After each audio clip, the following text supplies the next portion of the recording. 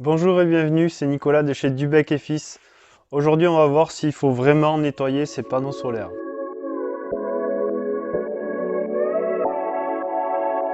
Alors dans cette vidéo, en fait, on va voir s'il faut vraiment les nettoyer, quand, à quelle fréquence, comment, et enfin, qu'est-ce qu'il faut surtout pas faire et avec quoi il faut surtout pas les laver.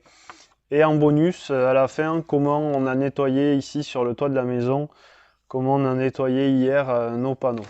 Plusieurs études scientifiques montrent que les panneaux perdent entre 2 et 7% par an de production. Avec le recul, sur les 11 dernières années de production qu'on a enregistrées sur nos différentes installations, on a plutôt enregistré des pertes allant de 1,5 à 3% par an, suivant l'exposition en milieu rural. Donc tout dépend de l'environnement. Alors quand l'idéal, moi je pense que c'est au printemps. Parce qu'en fait, on a les 6 mois de l'année les plus productifs à partir du printemps. Et c'est là où on produit les 2 tiers de la production annuelle. Donc du coup, ça sert strictement à rien de les laver au mois de septembre-octobre. Parce que les panneaux, en fait, une fois lavés, il y a un effet bénéfique pendant 6 mois. Après cet effet, il commence à s'estomper. Donc on va essayer de les laver au meilleur moment, là, début printemps, mars-avril, quoi. Ensuite, à quelle fréquence? Alors je recommande tout simplement la fréquence, elle va être variable en fonction de chaque site, de chaque pente, ça dépend de l'inclinaison. Il y a des installations sur toit plat, c'est quasiment tous les ans qu'il faudrait les nettoyer. Sur des toits faiblement inclinés à 20 degrés, allez 15-20 degrés, je conseille tous les 2 ans. Et ensuite, les pentes un peu plus prononcées, tous les 3 ans, ça peut suffire aussi. Il y a un moyen en fait d'aller vérifier si vos panneaux sont sales ou pas. C'est d'aller voir la surface. Donc en fait, vous vous mettez face à votre installation et vous essayez de vous mettre dans l'angle de la pente, voir si vous trouvez que les panneaux sont vraiment ne reflètent pas le ciel, si voilà, il y a une pellicule grise dessus. Bon ben oui, là ça nécessite un nettoyage. Alors maintenant, comment faire pour les petites surfaces? Alors évidemment, si vous pouvez vous le faire en respectant les règles de sécurité. Bon là, on est en plein Covid 2019. C'est vrai qu'il vaut mieux pas tomber d'un toit parce qu'aux urgences, je suis pas sûr qu'il y ait grand monde pour vous prendre. Donc évidemment, prenez toutes les mesures de sécurité, attachez-vous, mettez un échafaudage pour faire ça si c'est sur un toit en tout cas. Mais en tout cas, ce que je recommande pour les petites surfaces, jusqu'à 60 mètres carrés, donc à peu près 9 kW crête, un simple tuyau d'arrosage avec un chiffon doux. Ça peut le faire avec sinon un manche télescopique de piscine. Vous mettez un chiffon doux au bout et un tuyau d'arrosage. Bon, c'est un peu archaïque, mais ça marche. Vous allez y passer un peu de temps. Sinon, un peu plus évolué, vous avez le balai télescopique, en fait, avec à l'intérieur le jet d'eau intégré.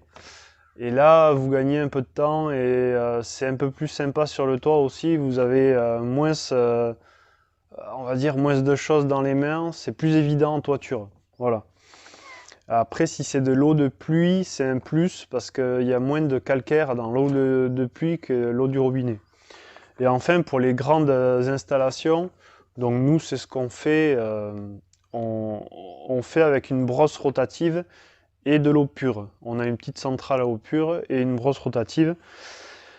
Et comme ça, en fait, on n'a pas le calcaire qui se dépose à la fin du nettoyage et surtout, on peut nettoyer plus vite des grandes surfaces. Donc, qu'est-ce qu'il faut surtout pas faire? Ben en fait, c'est surtout pas de produits déjà.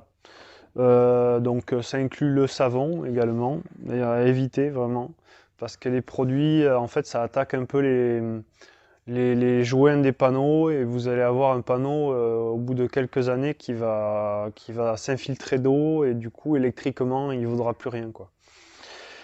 Pas de pression, donc tout ce qui est Karcher, tout ça, évitez.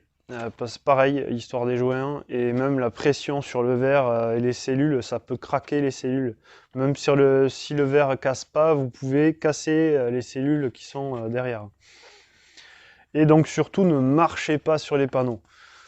Tout simplement, pareil, vous marchez sur le verre, il casse pas très bien, mais à l'intérieur, votre panneau, il est foutu. Si vous marchez dessus, les cellules se micro-fissurent. Donc maintenant, le petit bonus, on va voir comment on a nettoyé sur la maison en time-lapse. A de suite.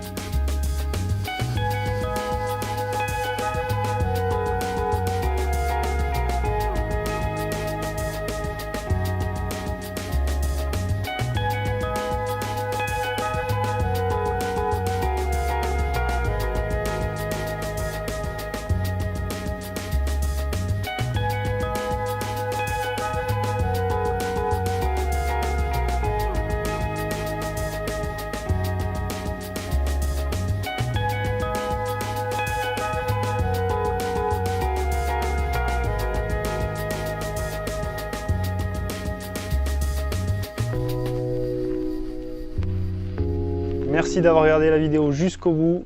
Je vous dis à très bientôt et n'hésitez pas de mettre un commentaire si vous avez d'autres moyens de nettoyer vos panneaux.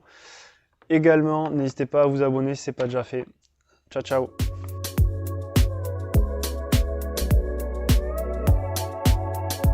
La cabane faite maison pour les filles.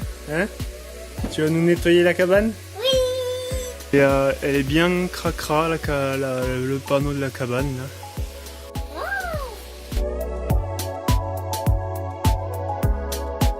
Tu fais bien les bords. Hein?